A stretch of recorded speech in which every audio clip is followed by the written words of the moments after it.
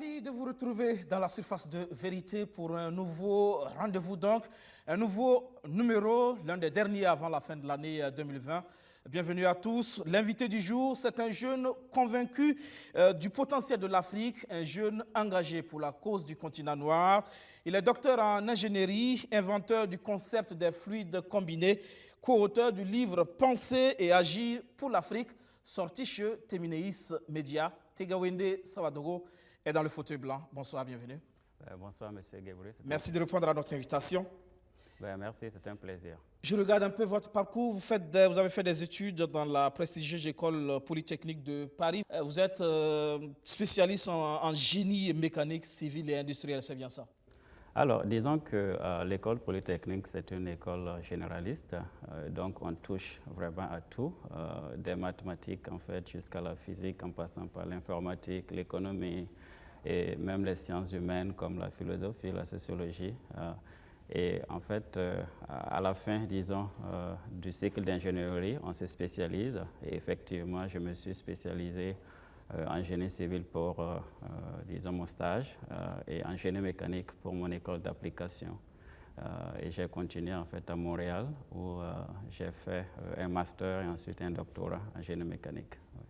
La France, le Canada, justement où vous résidez, c'est bien ça? Oui, disons que présentement je fais un va-et-vient entre le Burkina Faso et le Canada, mais je passe la majeure partie du temps au Canada où je travaille en fait comme un ingénieur principal de recherche et développement dans le domaine technologique. Pourquoi vous n'êtes pas revenu au pays pour servir ce pays que vous aimez? Alors, c'est une bonne question. À vrai dire, je ne me considère pas comme une personne qui a émigré à la recherche de meilleures conditions de vie. Je suis allé à l'extérieur pour étudier initialement.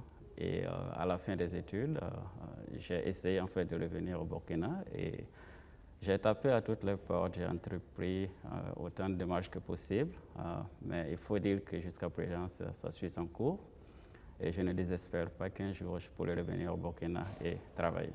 C'est faute d'avoir un emploi au pays que vous êtes resté au Canada, vous voulez dire? Emploi, on va dire, bon, si on parle d'emploi ordinaire, on peut vous répondre que vous pouvez revenir être boucher, vous pouvez revenir être agriculteur. C'est vrai, donc ce n'est pas des emplois qui manquent, mais disons des emplois en fait, pour lesquels je me suis formé pendant pratiquement une trentaine d'années dans ma vie, une vingtaine d'années en fait, d'études en fait, et d'expériences professionnelles après le bac. Mais pourtant, le besoin, il est là au pays. Le génie mécanique, civil, industriel, le besoin, il est au pays.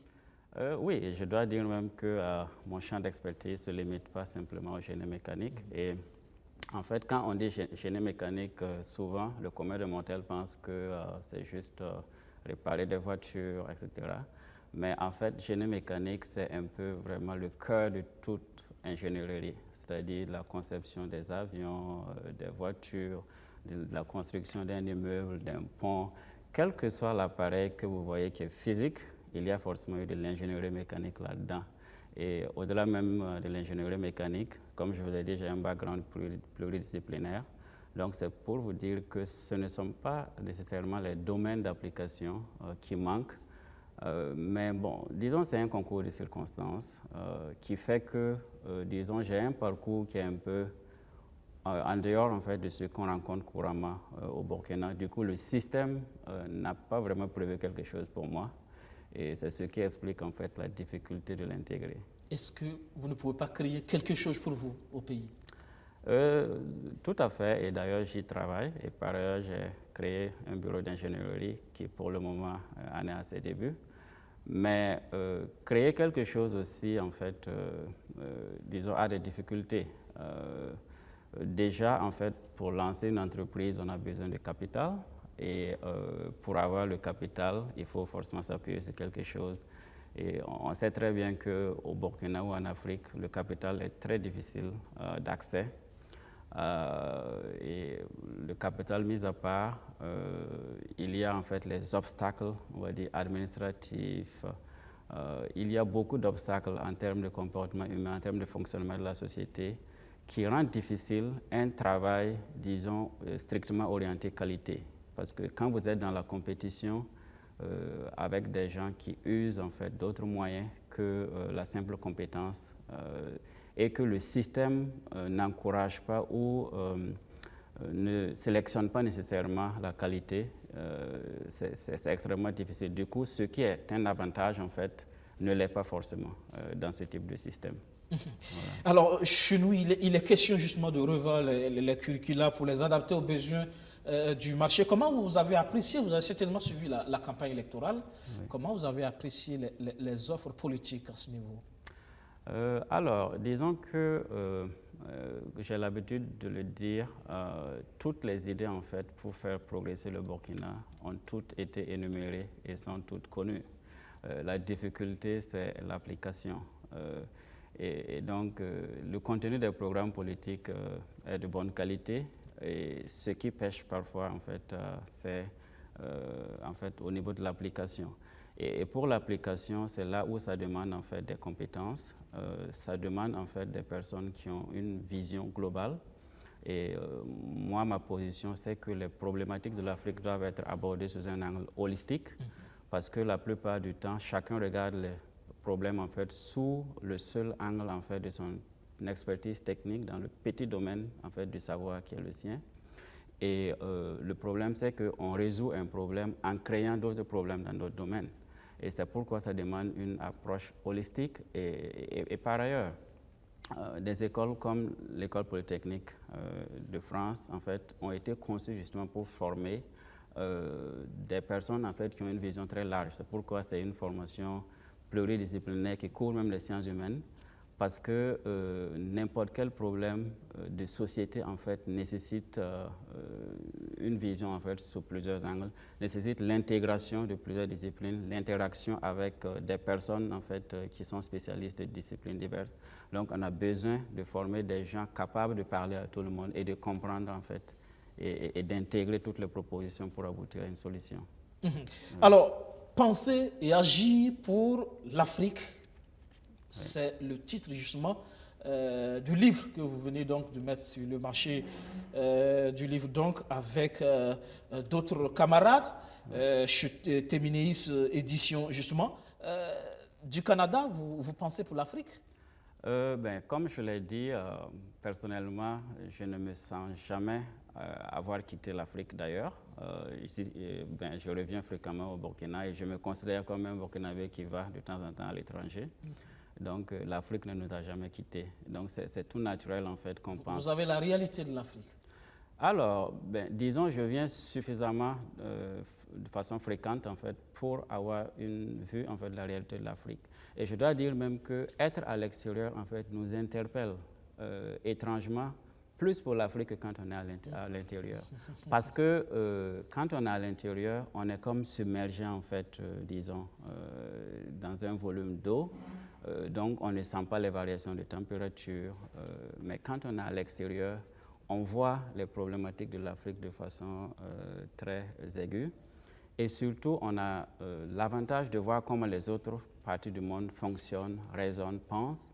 Et donc, systématiquement, nous voyons en fait, disons, ce qu'on peut améliorer, ce qu'on peut changer en fait sur l'Afrique. D'accord. Recueil d'articles de Burkina Think, c'est bien ça? C'est un think tank? Alors oui, disons que ce livre en fait s'appuie sur des idées qui ont été élaborées depuis 2009 dans le cadre d'un groupe de réflexion que nous avions créé. Et le constat qui a prévalu à la création de ce groupe, c'est celui selon lequel l'Afrique est probablement l'une des rares régions du monde en fait, qui ne contrôle pas les idées qui circulent sur son territoire. Et par contrôle d'idées, on ne veut pas dire la même mise d'un système politique sur les idées. On veut parler du fait que les acteurs de la production des idées doivent être internes en fait, au continent africain. Et on a fait le constat que la plupart du temps, que ce soit en fait, les académiciens, que ce soit les journalistes ou les intellectuels, la plupart du temps, on véhicule des idées dont on n'a pas fait l'examen profond, dont on n'a pas examiné la genèse en fait, pour aller au bout, pour savoir qui les a générées et pour quel intérêt, et quelles sont les prémices, en fait, quelles sont les suppositions, est-ce que c'est dans l'intérêt de l'Afrique? Donc c'est vraiment pour cela que nous avons créé le groupe de réflexion. Et nous avons produit une série en fait d'articles et ce livre en fait est un peu comme une sélection, c'est-à-dire la quintessence en fait des idées que nous avons produites dans le cadre de ce groupe de réflexion. Et vous avez choisi Téminis Édition, comment ça s'est passé? Pourquoi? Alors, disons, à ce niveau aussi, enfin, beaucoup d'auteurs africains publient essentiellement à l'étranger. Et nous pensons qu'en tant qu'Africains, c'est-à-dire avoir le contrôle des idées, c'est aussi avoir des maisons d'édition. Et nous avons eu la chance, en fait, de connaître, disons, ceux qui dirigent la maison d'édition Téminis Édition. Et ce sont aussi des jeunes Africains qui ont pratiquement la même intuition que nous par rapport aux problématiques de l'Afrique. Et donc, la rencontre est presque naturelle, je dirais. D'accord. Cette maison qui est d'ailleurs n'est pas sa première expérience en termes d'édition de livres, justement. Alors, vous plaidez, comme vous l'avez dit, pour une approche holistique des problématiques africaines. Hein? Oui. Ce n'est pas le cas actuellement, selon vous? Pas tout à fait, pas tout à fait. Par ailleurs, quand nous avons écrit le livre, en fait, beaucoup de personnes étaient étonnées que nous ayons un profil d'ingénieur, profil d'ingénieur télécom, profil d'urbaniste diplomate, et que nous ayons écrit en fait un livre qui traite de problématiques plutôt sociales, culturelles et politiques. Et donc, vous voyez que la tendance, en fait, ça consiste à écrire chacun dans son domaine et donc à faire en sorte que chacun voit les choses, en fait, de sa propre perspective. Et donc, nous pensons que les problématiques africaines sont complexes, d'autant plus que c'est un continent à qui on a vraiment nié le statut même d'humanité pendant une longue période. C'est le continent pour qui on a déployé une énergie énorme en fait pour dénigrer toutes les valeurs, toutes les cultures, tous les modes de pensée. Et donc, il y a nécessité en fait de faire un travail intellectuel pour se réapproprier, tous ces systèmes de valeurs afin d'élaborer des pensées véritablement africaines avec une confiance en soi en tant que peuple nécessaire pour parler aux autres peuples et aussi pour aller vers l'avenir. Alors, penser et agir pour l'Afrique, est-ce que ça veut dire que la production réflexive sur le continent n'est pas assez abondante, pertinente, à votre avis? Enfin, je ne crois pas personnellement. Je pense qu'il y a un travail de réflexion qui est fait sur le continent, mais nous voulons simplement ajouter, disons, notre contribution à ce travail de réflexion. Mais il faut quand même reconnaître que si on devait évaluer en volume, le volume en fait du travail de réflexion qui est fait est essentiellement de la reproduction plutôt que de la production. Il y a évidemment une petite quantité qui fait partie d'une production originale du savoir, il faut le reconnaître, et donc nous voulons en fait contribuer à cela. Joseph Kizerbo a produit. Oui, tout à fait. Joseph Kizerbo a produit. Un autre exemple est Cheikh Anta Diop. Il y a beaucoup d'Africains qui réfléchissent et qui produisent du savoir. L'obstacle maintenant, c'est l'opérationnalisation de ce savoir. Joseph Kizerbo a produit, mais sa pensée n'a même pas été mise en œuvre au Burkina, qui est son pays natal. Du coup, ce n'est pas la réflexion qui manque, mais c'est plutôt l'action. Justement, c'est pourquoi nous avons dit penser et agir. Effectivement, alors, de notre point de vue, penser et agir sont presque uniques parce que la véritable pensée met en dynamique quelque chose et la véritable action aussi met en dynamique quelque chose. Il ne faut pas confondre l'action et puis l'agissement, c'est pas pareil. Agir, c'est vraiment vouloir changer la réalité, voilà. Donc, pour le moment, en fait, c'est juste un conflit, c'est-à-dire l'Afrique est embarquée en fait comme dans un train sans conducteur où on a l'impression que personne ne contrôle quoi que ce soit. Et même quand il y a des volontés et par ça et là de changer, il n'y a pas en fait de volonté coordonnée pour aller dans une direction. Donc nous apportons en fait notre contribution à cela et nous pensons évidemment que c'est notre rôle de le faire.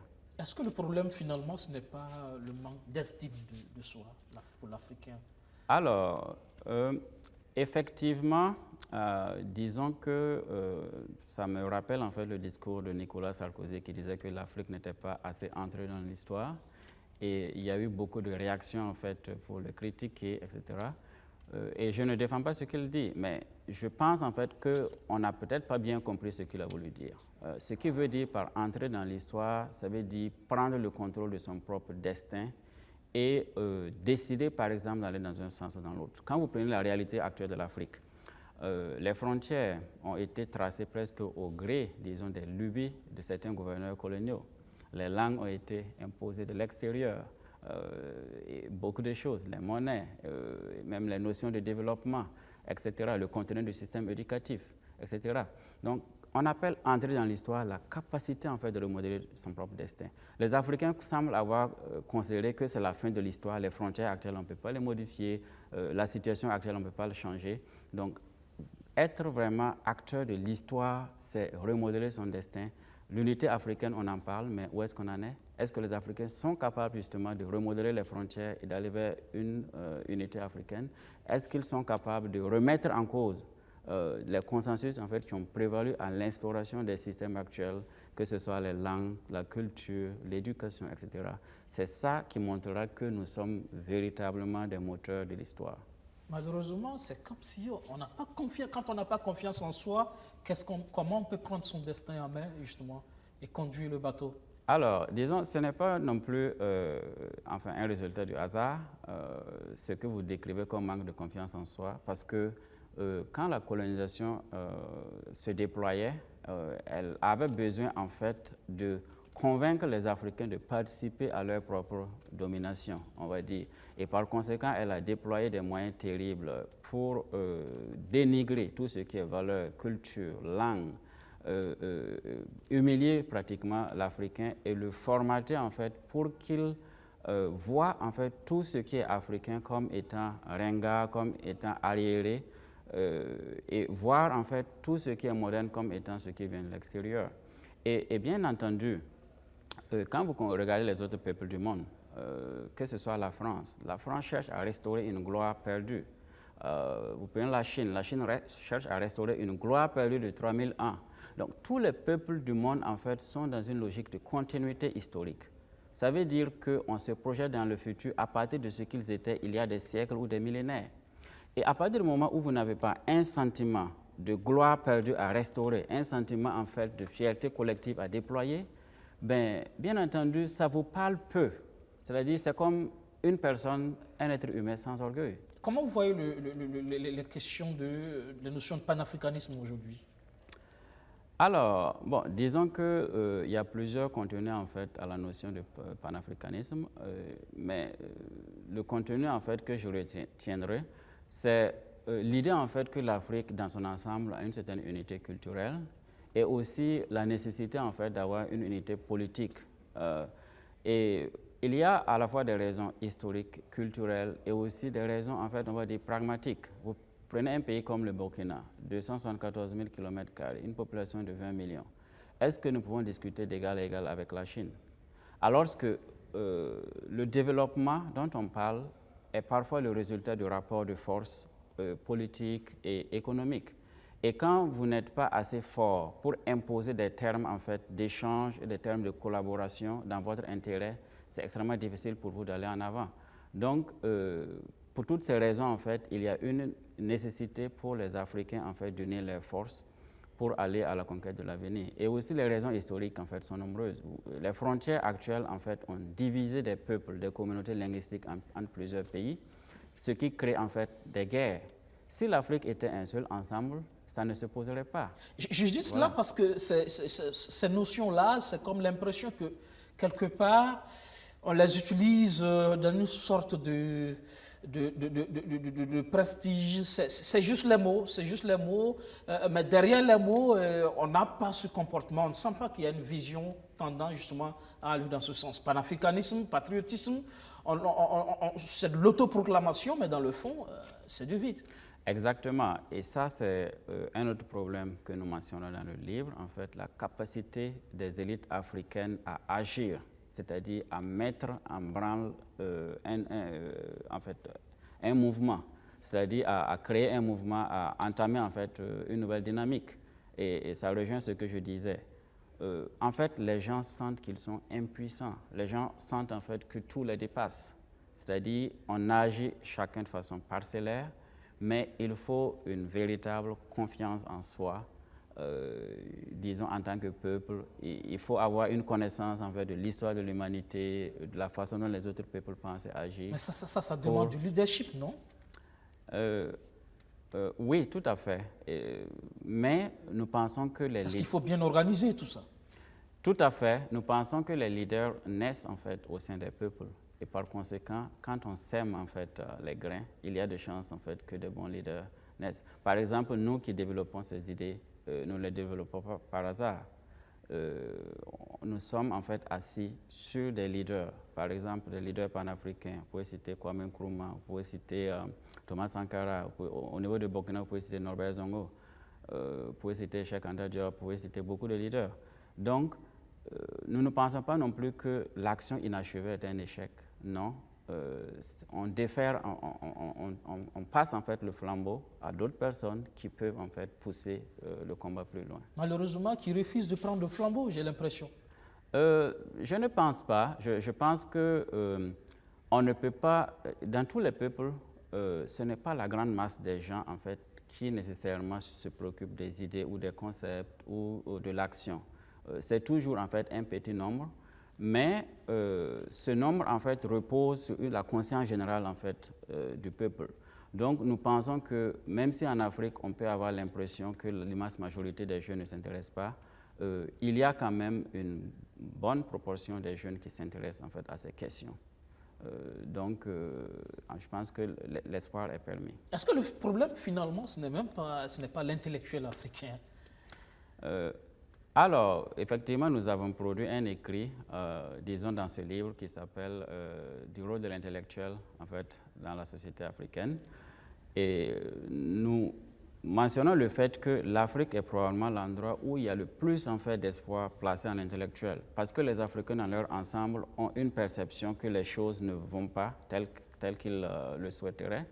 Et du coup, on met entre les mains, disons, des intellectuels qui sont censés connaître, qui sont censés être instruits, le rôle, en fait, d'élaborer, on va dire, des solutions aux problèmes africains. Mais, comme nous disons, l'intellectuel, enfin, de toute façon, il n'y a même pas d'intellectuel, en fait, africain au sens unique du terme, mais les intellectuels, ou on va dire les élites africaines, dont la formation est attelée, en fait, disons, notamment à l'Occident, à travers l'école ou à travers le système médiatique où les informations sont recueillies essentiellement, soit de l'Occident ou soit d'ailleurs d'autres parties du monde, ne procèdent pas suffisamment à une pensée autonome. Et on prend plaisir d'ailleurs à raconter son parcours dans les prestigieuses universités occidentales. C'est ça aussi l'intellectuel africain. Oui, exactement. Et d'ailleurs, disons, quand nous avons écrit ce livre, l'une des questions qui revient, c'est pourquoi l'avez-vous écrit à trois?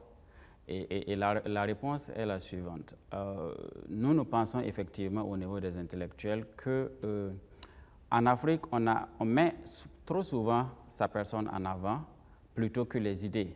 Et quand vous prenez des intellectuels africains comme Cheikh Anta Diop ou Joseph Kizerbo, les personnalités sont connues. Elles sont devenues presque des cultes. Mais les idées sont rarement appliquées. Donc nous pensons qu'on a besoin de systèmes de pensée en Afrique plutôt que d'intellectuels. De la même façon que Barack Obama qui disait que l'Afrique n'a pas besoin d'hommes forts, l'Afrique avait besoin d'institutions fortes, nous pensons que l'Afrique n'a pas besoin d'intellectuels, l'Afrique a besoin de systèmes de pensée. Bien entendu, il faut des gens pour élaborer ces systèmes de pensée, mais il y a une nuance parce que, disons, entre l'intellectuel et le culte de la personnalité, il n'y a qu'une mince lame de rasoir, alors que les idées sont toujours reléguées au second plan. Nous voulons qu'il y ait des systèmes de pensée qui transcendent les personnes pour que les idées puissent être débattues et évidemment mises en œuvre. Voilà. Et c'est là tout le problème, peut-être, cette connexion de l'intellectuel à ses valeurs occidentales par le biais justement de l'école, de la formation. Du coup, on en vient à avoir des économies pensées d'ailleurs. On a vu pendant les campagnes en Afrique, on voit des candidats qui, à coût de plusieurs dizaines ou centaines de millions, vont faire élaborer leur programme politique, leur offre politique en Occident avec des consultants européens, occidentaux, même pour la communication, c'est pareil. Ça aussi, c'est le problème. Comment réussir justement à avoir une vision endogène du développement du continent quand justement tout est pensé d'ailleurs? Ben, ce que vous dites, en fait, c'est vrai, mais cela s'explique, en fait, par ce que j'appelais le manque de confiance en soi. Un Africain fait rarement confiance à un autre, à l'expertise même d'un autre Africain pour apporter la solution à un problème ou pour élaborer une idée. Et vous savez, il y a des études, en fait, psychologiques qui ont été faites aux États-Unis et qui montrent que les peuples ou les catégories en fait, de population qui ont le plus faible estime de soi collectif sont ceux-là même qui ont une surcompensation avec des égos individuels surdimensionnés.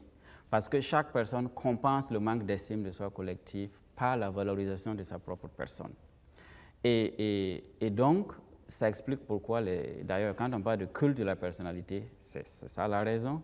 Et le fait, en fait, qu'on aille élaborer des programmes politiques ou des plans de communication à l'extérieur montre simplement qu'on perçoit le développement comme quelque chose que d'autres doivent penser pour nous. Alors que quand on n'est pas habité d'une vision, on ne peut pas l'appliquer. Et il y a une différence entre la vision et la connaissance. On peut avoir une connaissance, mais avoir la vision, c'est connaître toutes les implications de la connaissance qu'on a, connaître en fait toutes les conditions qu'il faut en fait pour la mettre en œuvre. Et quand on n'a pas la vision soi-même et qu'on part la chercher ailleurs, bien entendu, on ne peut pas être étonné qu'on pêche dans la mise en œuvre. Parce qu'il y a forcément un déphasage. On a même vu que pour nos élections, les voix des observateurs occidentaux comptent quand il s'agit de donner de la crédibilité aux résultats, par exemple. Oui, il faut dire que sur ce point, il y a Mahatma Gandhi qui disait que nul ne peut faire de vous un inférieur sans votre propre consentement. Qu'est-ce qu'il veut dire par là? Il veut dire simplement que tant que vous ne donnez pas à quelqu'un l'autorisation d'être au-dessus de vous, il ne peut pas être au-dessus de vous. Et c'est pareil aussi dans notre système, que ce soit notre système, notre système de relations internationales. Et d'ailleurs, ça concerne aussi bien en Afrique ceux qui sont au pouvoir que ceux qui sont dans l'opposition ou la contestation. Parfois, vous allez voir des gens qui sont dans l'opposition et qui partent dans les chancelleries étrangères chercher du soutien en fait pour combattre en fait ceux qui sont au pouvoir. Mais en faisant cela, tout ce qu'on fait, c'est de dire simplement que nous renonçons à la souveraineté de soi en tant que peuple et que nous comptons en fait sur des forces étrangères, disons, pour nous diriger.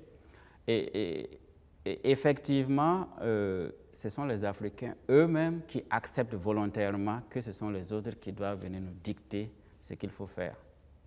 Et justement, l'objectif de ce genre d'écrit, de ce genre de pensée, c'est pour justement redonner la confiance en soi aux Africains pour qu'ils puissent se prendre en charge.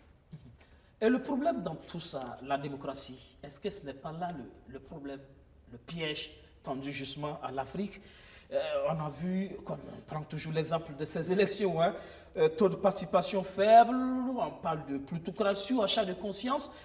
Ce sont des réalités. Le pouvoir financier, finalement, vous donne le pouvoir politique.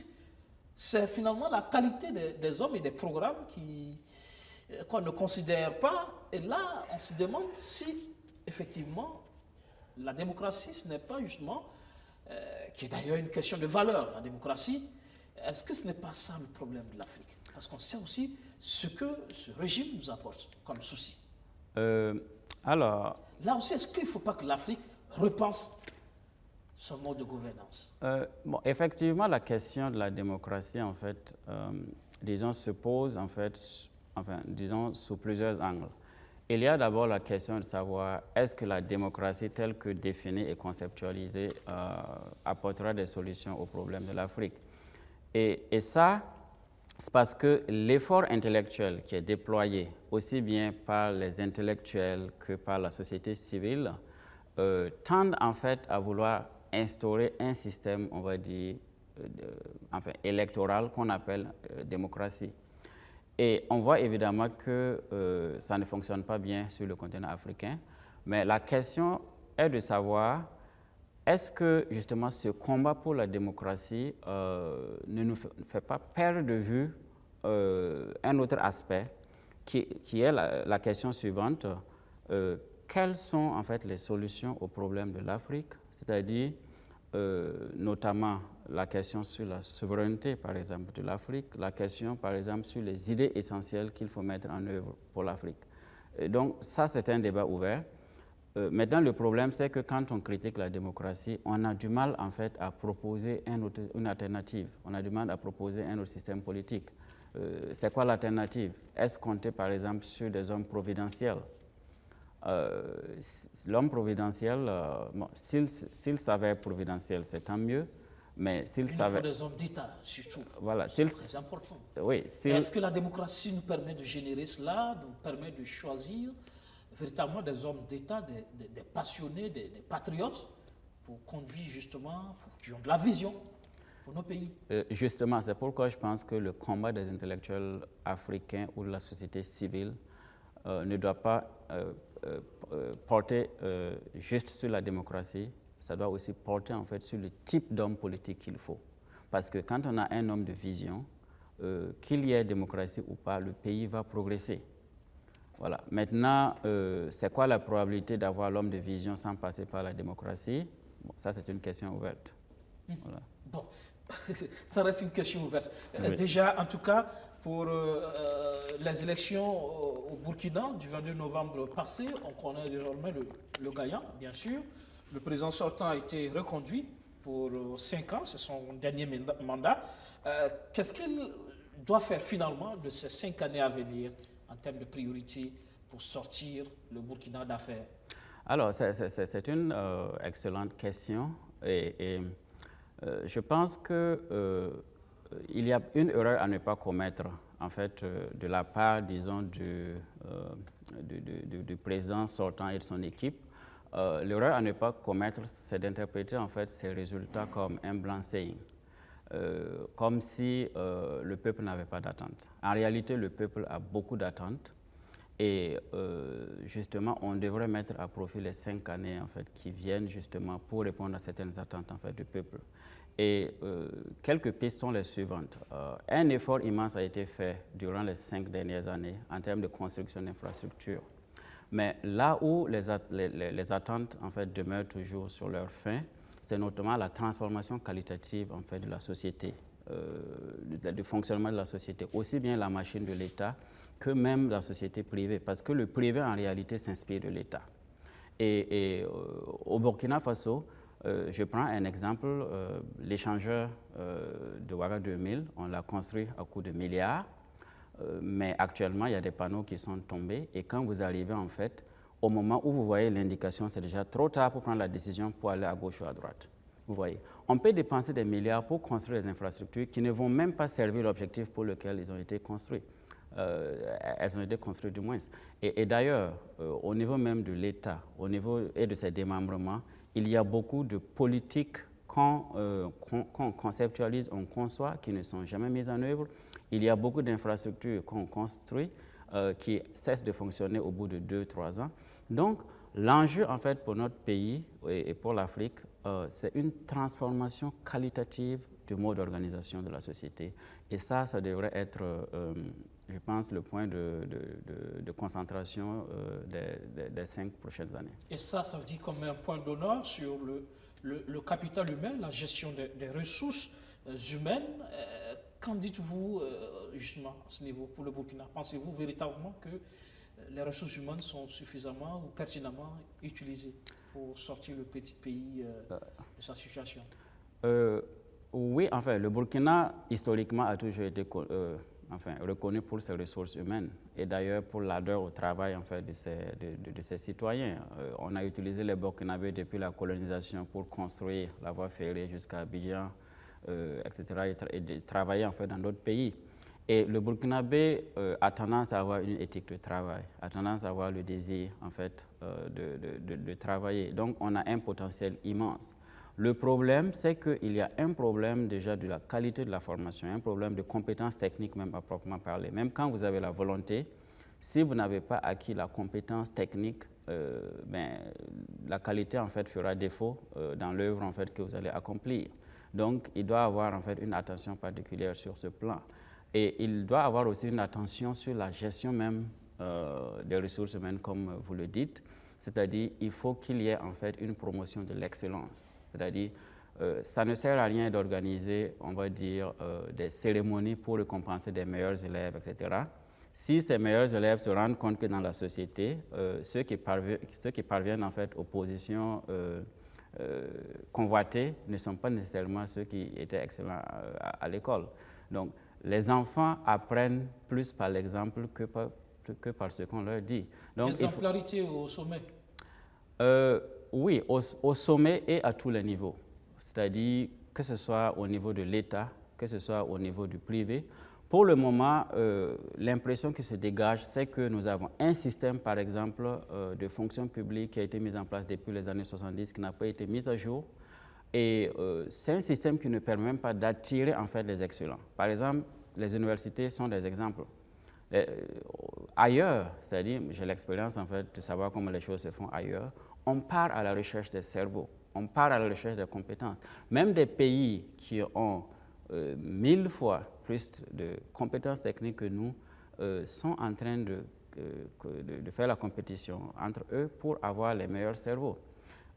Pour le moment, nous sommes en fait dans une logique où c'est la personne qui cherche le travail doit être désespérée pour trouver le travail en fait pour avoir un salaire à la fin du mois.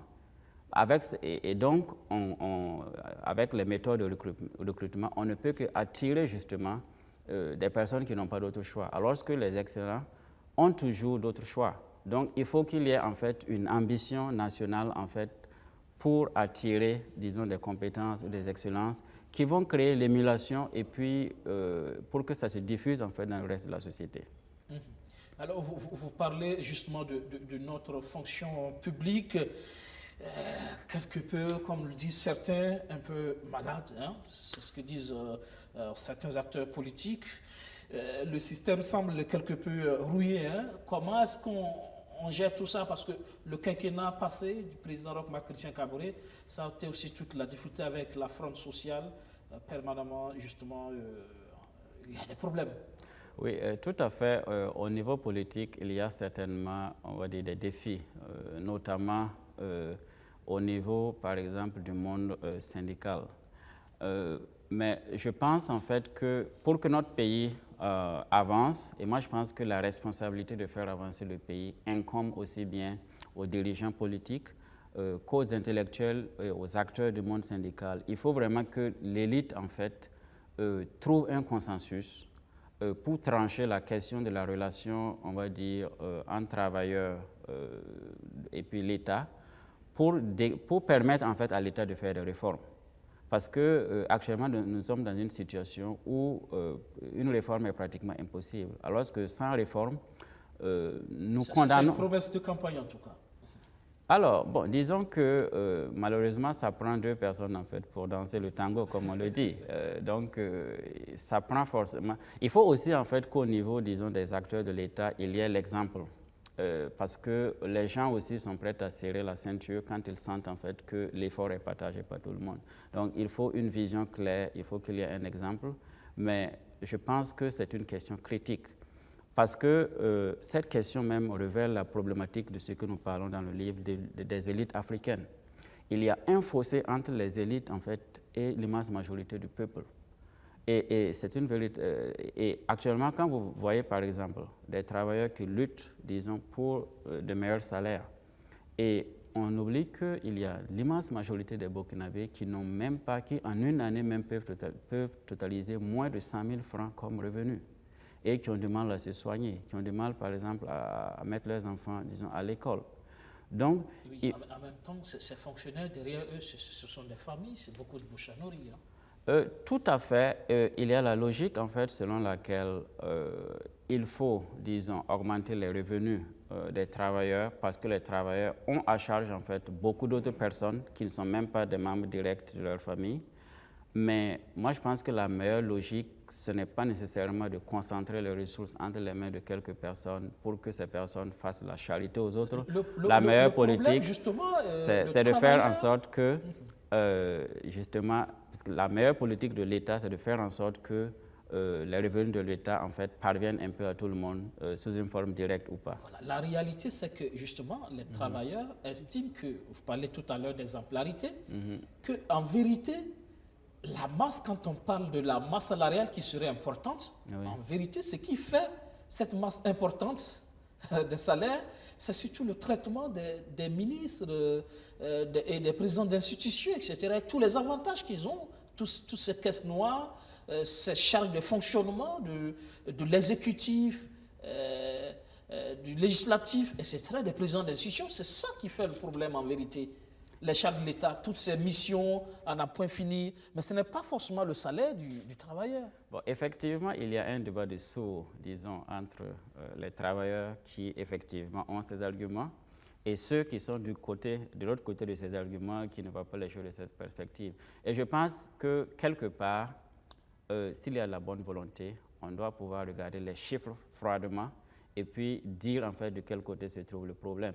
Et comme je vous l'ai dit, il faut que l'effort soit un effort partagé. Effectivement, si on demande aux travailleurs de se serrer la ceinture, il faut aussi que pour ceux qui ont de plus grands privilèges, il y ait aussi en fait cet effort-là. Chacun à son niveau doit faire son effort pour qu'on ait quand même une administration performante, c'est le plus important. Oui, et quand je parle de l'élite dans son ensemble, on a l'air en fait qu'il y a une partie de l'élite qui combat l'autre partie, et d'ailleurs c'est un combat pour le contrôle des ressources. Et jusqu'à présent, en fait, en réalité, le peuple, l'immense majorité du peuple reste en fait silencieuse parce qu'elle ne comprend pas encore les enjeux, elle ne comprend pas en fait, encore ce dont on lui prive. Mais je vous parie que les futures révolutions, en fait, vont être des révolutions paysannes contre toute l'élite à laquelle je pense que je fais partie d'ailleurs. Donc, ce n'est pas nécessairement une critique contre qui que ce soit, mais c'est un appel, en fait, à ce que nous fassions une introspection collective et surtout pour dire que nous sommes là où nous sommes parce que nous sommes une extrême minorité parmi des milliers, en fait, qu'on a choisi d'aller à l'école, une extrême minorité parmi ceux-là qui ont pu justement atteindre le niveau où nous sommes. Donc nous devons sentir en fait la responsabilité collective vis-à-vis de tout le monde. Et peut-être qu'il faut justement commencer par sauver l'école africaine pour sauver l'Afrique justement. Quelle serait, selon vous, cette nouvelle école africaine qui devrait permettre, devrait être le socle sur lequel on se base justement pour construire cette Afrique? Alors, en fait, la plupart des réflexions qui portent en fait sur l'école se concentrent essentiellement sur les infrastructures ou les revenus ou les salaires, par exemple, ou les niveaux des enseignants. Et moi, je pense qu'une réflexion essentielle qui, jusqu'à présent, n'est pas bien menée, c'est le contenu même de l'école, en fait. Joseph Kizerbo a écrit un livre qui s'appelle « Éduquer ou périr », où il faisait un appel en fait à un ancrage de l'éducation dans les valeurs, dans le système de valeurs du peuple. Donc il faut repenser le contenu même du système éducatif. Aujourd'hui, c'est quoi en fait le produit fini de l'école burkinabé? Quand vous passez à travers l'école, ben, dites-moi quelqu'un qui est passé à travers l'école et qui est toujours dans sa culture. Donc si le produit fini de l'école est de produire des gens acculturés, pendant ce temps nous avons des ministres de la culture, ben, il y a un problème. Parlons par exemple, il n'y a pas de culture sans langue. Si nous n'introduisons pas les langues africaines à l'école, alors le résultat, en fait, dans 100 ans, ça va être la disparition totale de nos langues. Ça va être la disparition totale de nos cultures. Combien de jeunes enfants à Ouagadougou ne parlent plus aucune langue, en fait, burkinabé?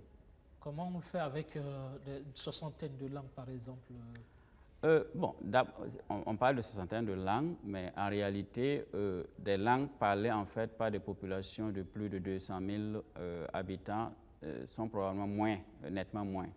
Donc, le nombre de langues peut être réduit et même l'éducation peut avoir plusieurs étapes. Il peut y avoir une éducation, par exemple, primaire où l'enfant commence à être instruit dans sa langue, on va dire maternelle, et d'ailleurs à côté d'autres langues majeures. Et au fur et à mesure qu'il évolue, les langues majeures, en fait, prennent le dessus. Cela fait en sorte que l'enfant soit ancré dans sa culture, soit ancré dans son monde. Et même, techniquement, des études ont prouvé que quand on commence à instruire un enfant dans un système qu'il comprend, il apprend nettement mieux. Et même quand on passe plus tard à une autre langue, il s'en sort mieux. C'est quoi l'apprentissage? C'est de partir de ce qu'on connaît pour intégrer ce qu'on ne connaît pas encore. C'est plus facile quand on parle de quelque chose qu'on connaît et qu'on utilise des outils qu'on connaît. Quand vous partez de ce que vous connaissez et vous utilisez des outils que l'enfant ne comprend pas, il veut apprendre à la fois les mots, le sens des mots et le contenu en fait de savoir qu'on veut l'administrer. Et ce n'est pas pour rien, on a des taux en fait d'échec très élevés, on a une crise généralisée du système éducatif. En attendant, on connaît plus l'histoire de l'Afrique, de l'Europe, de l'Amérique, mais pas forcément l'histoire de l'Afrique hein, dans nos écoles. C'est aussi ça le défi à relever. On vient de baptiser l'université Ouaga 1, l'université Joseph Kizerbo, l'université Ouaga 2, l'université Thomas Sankara. Derrière ces grands hommes, c'est aussi une vision de développement. Il ne suffit pas de donner le nom, mais il faut que les contenus aussi aillent avec. Oui, tout à fait, c'est exactement ce que nous disons.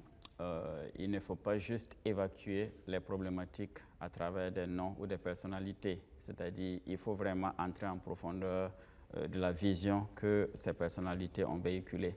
Et dans ce sens, il faut réformer l'éducation. Et il y a d'autres aspects techniques, en fait, dans la réforme de l'éducation. Il y a même les méthodes d'enseignement. C'est-à-dire, actuellement, le mode d'enseignement, c'est simplement ce qu'on appelle couramment du par cœur. C'est-à-dire, l'enfant répète comme un perroquet des phrases parfois qu'il ne comprend pas. Et on lui pose même une question autrement et il ne peut pas répondre. Ce qui veut dire qu'il passe à l'école sans vraiment apprendre. Apprendre, c'est comprendre. Apprendre, c'est avoir la capacité d'analyser et de penser. Et ce n'est pas pour rien, vous avez parfois un système administratif où il y a un dysfonctionnement, il y a un manque d'analyse, parce que justement, le produit du système éducatif ne produit pas des gens capables de penser, d'analyser, de raisonner. C'est de la mécanique. C'est simplement de la reproduction. Et donc, il y a des réformes techniques à faire à côté de la réforme, on va dire, culturelle de l'éducation. Et c'est très important. Parlons encore d'économie aussi, et de vision endogène de l'économie. Justement, quand vous voyez les économies africaines, est-ce que l'Afrique peut s'en sortir avec cette vision du développement? Alors, disons que de même, le débat sur le développement a déjà été mené. Le problème, simplement, c'est que tout le monde peut être d'accord qu'il faut un développement endogène, mais personne ne sait comment y parvenir. Et c'est encore le problème de l'opérationnalisation, le problème même de la capacité même de comprendre toutes les implications d'une problématique ou toutes les implications d'une idée. Et effectivement, actuellement, le développement est perçu en Afrique d'abord comme l'effacement de soi, comme la destruction de l'Afrique et sa substitution par un modèle étranger, par une idée de ce qui est supposé être la modernité. Ça, c'est le premier péché. Le problème est le suivant, c'est qu'un peuple, c'est comme un individu. Il a un instinct de survie. C'est-à-dire, quand vous voulez détruire en fait toutes les valeurs d'un peuple, il y a comme une réaction immunitaire en fait de défense. Du coup, tous les programmes que vous mettez en œuvre en fait sont combattus, n'atteignent pas leur objectif et vous ne comprenez pas pourquoi. Parce que vous partez à l'encontre en fait du système de valeurs du peuple qui réagit. Donc ça c'est le premier plan. Et le second plan, c'est la concentration sur la croissance économique et puis sur les infrastructures. Les infrastructures sont censées aider et la croissance économique est censée être une mesure. Mais tant qu'on ne pensera pas le développement réel comme une amélioration qualitative d'une société pour répondre à ses besoins, ben, on passera le temps à naviguer dans tous les sens, mais ça sera difficile d'y arriver. Oui. Vous résidez au Canada, un pays minier. Le Burkina Faso, qui a l'expertise minière, je vais dire, le Canada. Le Burkina est un pays minier. Le Canada est très présent au Burkina dans l'exploitation minière. Un secteur sous le feu des projecteurs, suffisamment décrié par rapport à la gouvernance à ce niveau. Selon vous, qu'est-ce qu'il faut, qu'est-ce qui ne va pas dans l'industrie extractive au niveau de Burkina? Alors, bon, je dirais que ce qui ne va pas, c'est d'ailleurs le fait que, vous voyez les sociétés minières qui sont ici, il y a des sociétés en fait qui ont des capitalisations qui dépassent même le budget national du Burkina. Et donc, alors que c'est peut-être une seule société parmi plus d'une dizaine en fait, de sociétés minières. Ce qui veut dire que si le Burkina avait la volonté, il était capable en fait d'avoir une société minière à côté de ces sociétés-là et de développer une expertise nationale. Et pourquoi pas aller à la conquête même d'autres pays. Nous pouvons avoir une société minière qui peut avoir des mines dans des pays voisins, par exemple. Vous savez comment fonctionnent les sociétés publiques en Afrique? Chez nous, malheureusement, il y a eu beaucoup d'expériences qui n'ont pas prospéré. Oui, tout à fait, mais il y a des solutions à cela. Et il y a aussi d'autres solutions qui ne sont pas nécessairement des sociétés publiques, donc ça c'est possible. Mais pour revenir en fait sur la question des mines, l'autre problème en fait c'est que d'abord vous avez un droit de travail qui n'est pas très strict, ce qui fait que les sociétés étrangères ont tendance en fait à employer des cadres exclusivement étrangers. Et quand vous regardez la masse salariale de ces sociétés-là, vous avez peut-être 60-70% de la masse salariale qui va à peut-être 1 ou 2% du personnel. Et tout ça, c'est rapatrié à l'étranger. Et vous avez en fait même le système, par exemple, ces sociétés achètent ou louent de la machinerie en fait à l'étranger. Et du coup, vous avez une exploitation des mines et on convainc à l'État en fait d'avoir un code minier attractif entre guillemets. Le problème, c'est qu'une mine, en fait, n'est pas censée alimenter l'économie seulement à travers, on va dire, la vente d'or. Une mine est censée alimenter l'économie parce que, justement, ses frais de fonctionnement sont censés rester à l'intérieur du pays pour alimenter l'économie. Le problème dans notre pays, c'est que ce n'est pas le cas. C'est-à-dire, vous avez, et d'ailleurs, ce n'est pas juste les sociétés extractives, c'est la plupart des multinationales qui sont là. La plupart, en fait, des revenus générés repartent à l'étranger et n'alimentent pas réellement l'économie. Et il y a des réformes qu'on peut mettre en place en fait pour réduire en fait, disons, ce problème. Alors, nous sommes presque en fin d'émission. Penser et agir pour l'Afrique, la solution justement pourrait venir de cette jeunesse assez importante quand même quand on parle de démographie pour l'Afrique. C'est une population essentiellement jeune qui devrait pouvoir justement quand même permettre d'activer ce tournant. Oui, tout à fait. Et dans le livre, nous abordons la question de la démographie. Et quand on écoute en fait les experts ou les médias étrangers, c'est comme si l'Afrique était surpeuplée. Et nous avons examiné les chiffres en fait et nous voyons que non, l'Afrique n'est pas surpeuplée. On a à peu près une quarantaine d'habitants au kilomètre carré par comparaison à 300 de l'ordre de 300 pour l'Inde et de l'ordre de 150 pour la Chine, et y compris même vis-à-vis de la France ou d'autres pays européens, on n'est pas surpeuplé. Ce qui est vrai, c'est qu'on a une forte croissance démographique, on a une population très jeune et cela génère en fait des défis. Mais de mon point de vue, la situation est en train de se stabiliser parce que quand vous regardez le taux de natalité, ça baisse.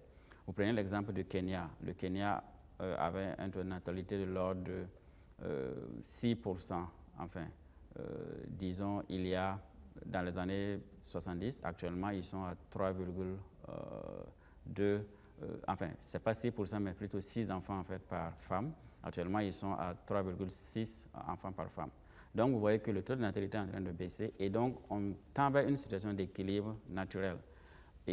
Il faut être prudent quant aux interventions, on va dire, externes, en fait, pour réduire brutalement le taux de natalité, parce que ça peut générer, en fait, d'autres problèmes, comme un problème de vieillissement de la population, qui, nécessairement, ne sera pas résolu par une croissance économique. Donc, nous pensons que la population jeune, en fait, est un atout pour peu que l'Afrique ou le Burkina sachent, en fait, mobiliser cette population. Le véritable problème, c'est que l'État est plus ou moins détaché de la population et l'État n'arrive pas à mobiliser en fait la population ou à mettre la population au travail. Et c'est là où l'imagination doit intervenir. Penser et agir pour l'Afrique, un livre paru donc chez Téminis Éditions. Tegawunde Savadogo est dans le fauteuil blanc ce soir pour nous parler de ce livre-là. Il est co-auteur. Et donc, ce qu'on doit retenir, c'est vrai qu'il faut continuer à penser, mais il faut surtout agir parce que le problème, c'est que nous parlons beaucoup. Sur le bout des lèvres, nous sommes tous engagés, nous sommes tous conscients que l'Afrique doit prendre son destin en main, mais dans l'action, il y a peu d'action, malheureusement. Oui, tout à fait. Et ce n'est même pas faute de volonté. C'est peut-être parce qu'il faut mûrir davantage la pensée, parce que nous avons une pensée parfois parcellaire où nous croyons comprendre en fait un problème, mais nous ne saisissons pas toutes les implications et toutes les conséquences du problème. C'est pourquoi nous avons du mal en fait à mettre en œuvre les idées. Donc, plus de pensée et générera plus d'action. Plus de pensée. Et quel type de pensée, justement? Une pensée, on va dire, c'est là aussi où il faut faire la distinction entre la pensée et puis les opinions, parce qu'en Afrique, il y a beaucoup d'opinions. C'est-à-dire, on recueille en fait des bribes d'idées ça et là, et puis on les agite, voilà.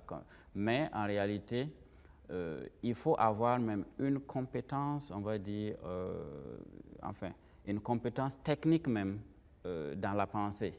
C'est là où effectivement les méthodes qu'on enseigne à l'école sont utiles.